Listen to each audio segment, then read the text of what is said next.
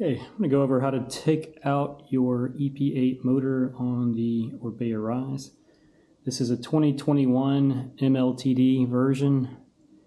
I do have some little doctored up stuff here because the shop I took it to lost that part and I had to come up with a way to get it rolling again until they get me the new part. I do recommend when you're going to do this to have the bike in this position and not on a stand, because if it's on a stand the motor will just drop out, and in this way it just kind of stays in place and you can lift it out and it stops all the cables and stuff from being pulled. So again, I recommend this position and when you do the disassembly. Alright, so the tools you're going to need is a chain whip. You're going to need the Park Tool LRT2 tool. That's for your chain ring. This is optional, but a size 36 socket for the chain ring removal tool. A number 6 hex wrench for the bolts on the Shimano EP8 motor. A number 5 for the E13 cranks, if that's what you have. If you got different cranks, then you'll have to figure that out on your own. A number 3 hex for the chain guard that goes on there. This is also optional, but this is the Shimano cable removal tool. I recommend using it just because it makes it easier to kind of hook it in there and then pull it out instead of using your fingers and some needle nose pliers that could damage it. And also you're going to want a torque wrench with the right size bits as well, and a set of chain pliers, chain removal tools, because you do need to take your chain off. So the first thing you're going to want to do is remove your cranks. I have the E13s, which is what it came with. If you have the E13s, it's fairly simple. Just undo these torque bolts here and here on each side. You're also going to want to take out this middle, I don't even know what these are called, but I'm going to take it out. This just kind of sets it in there. This is what actually holds it in there. I'm going to do that on both sides. All right, we'll take this out first. Again, 5mm. Should be a pretty easy turn. That was actually harder than I was expecting it to be.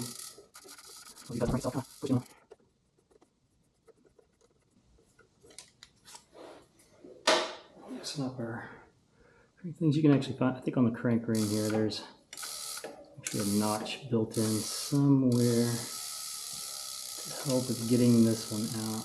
Oh, it's right there. You can see it right there. So we'll bring that back around just to kind of get it into the place where it's easier to take this off. All right.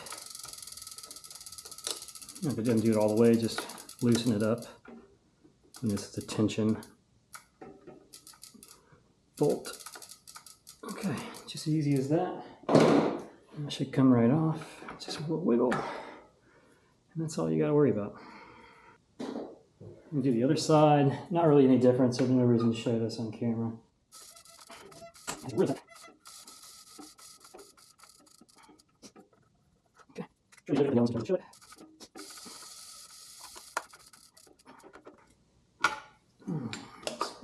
It comes right off just like that. Easy stuff. Right. There's no reason to pay somebody a lot of money to do this stuff for you. Just a simple set of tools will get you going. So you can see this goes right in there. Fits perfect. It is the right tool for the job, and I think it's the most cost efficient. The Shimano was like 50 bucks. This was like half that. It's from Park Tool, so you can trust it. Did forget one detail. You do have to take the chain off to get the chain ring off. Imagine that.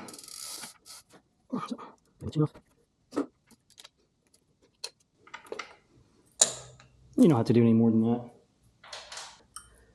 Alright, so we want it going in this direction, clockwise. Clockwise is loosening on the chain ring. Okay. Chain ring's on. Now it should come off no problem. Make sure it's seated good. Just give it some good tugs and it should come right off. Easy day.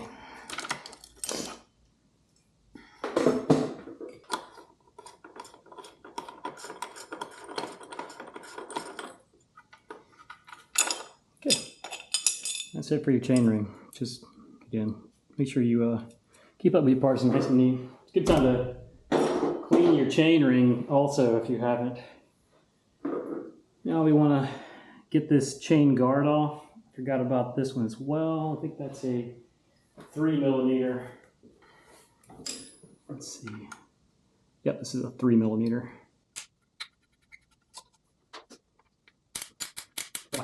Non-removable type, or not removable friendly is the word I would use. We got that off. We're going to grab our 6. Just start unloosening every one of these bolts. There's 3 here, here, and here. There are differences in the bolts. These two have a smaller head. This has the fatter head.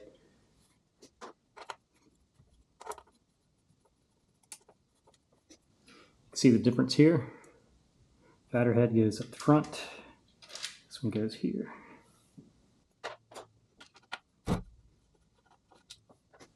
Same thing on the other side.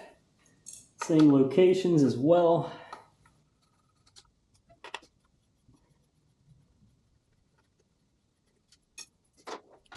And as mentioned before, I do have kind of a rigged up spacer here because the bike shop that I took it to when I had their motor replaced lost it. It's been 2 weeks and I still don't have the replacement parts. So if you see this, don't judge. It is just a temporary measure so that I can actually ride my bike. That's pretty much it. It's ready to go. All you gotta do now is pull up on the motor, pops right out. This is also how you access the ports if you have to do a, if you ever corrupt your firmware and have to use the physical link, this is what you would access it through. You just take one of these ports and plug it in. One of these goes to the head unit, one of these goes to the speed detector, and this goes to the battery. All pretty straightforward to remove. Again, I recommend using this tool to remove them just because it makes it a little bit easier. If it's right in a notch, you can pull it out more directly. So the whole reason I took this apart again was I forgot to put this back. So I'm going to do that now. Just put that in place. It's kind of easy just to push those in. That'll just kind of keep the water out. Now, to put it all back together, we just basically do the opposite of what we did at first. Kind of hook it down in and drop it. It is kind of a pain to get these bolts lined up, so if you have problems, just know that that's normal and be patient. I would not tighten them all until, well, you got them all in, so that's the best piece of advice I can give. So remember, your fatter end goes in this side. And we're going to get our torque wrench out and we're going to torque 12 Newton meters. But again, we're not going to torque anything down until we got every single one in. These ones I'm putting in now have been the hardest ones for me to get back in, but I think everything's kind of set right now, so it's not as difficult. Yeah, if it's already indicator, like what they did is they did access port, so you need to access the entire what I shows you. Just as I also back here, so we made those. Here's our house. So let's cross running. Take on this, how much results in. She's out here, yeah. I'll go first. I put my little spacers in that I made. Sometimes you might have to wedge it in there. Even the stock one is kind of hard to get in. Yeah. Tighten this one up to get this face closed in. Or opened up is a better word. There. The actual scissors have something.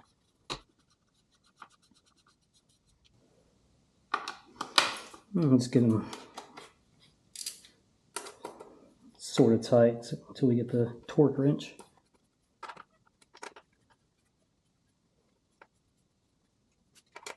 Okay, got our torque wrench set for 12. Again, we're just going to pull until we get the pop.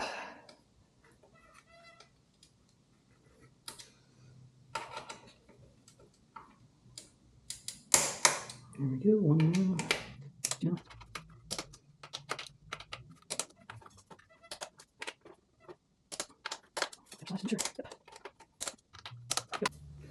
Put our chain guide back in. You should probably notice I'm missing mine. It's because it's made out of plastic and it got ripped off in a muddy situation. So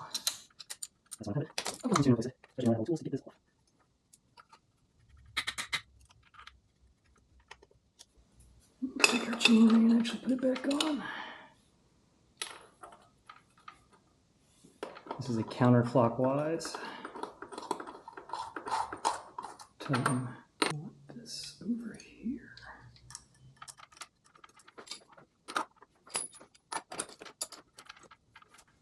I'm not going to do this to torque because I don't have torque wrench for it out. But if you got a torque wrench, you can torque it down, no problem. Our crank's back on. Really easy to do this. As you can see, there's a key right there. You can't mess this up. You just look for the key and find it on the, here, you got one there, and one here. So just make sure they're opposite. Like I said, you can't put them on in the wrong direction.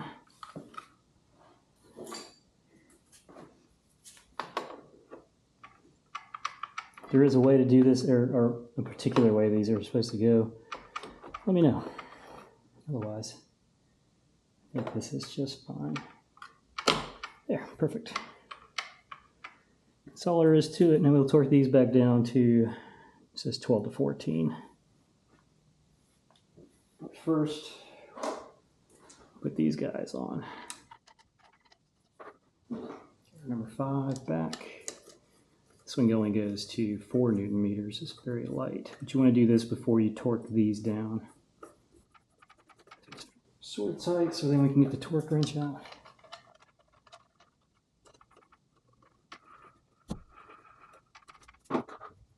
Torque wrench set for 4 Newton meters.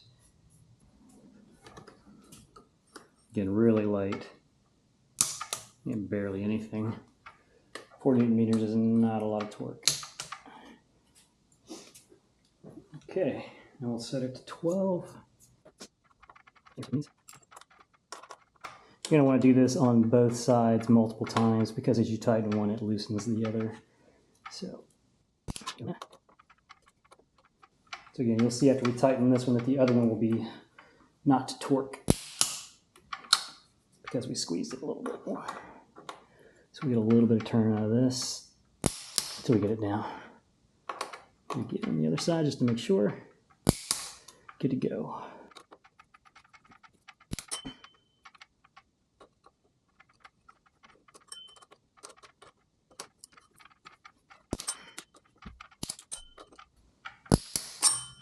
Go.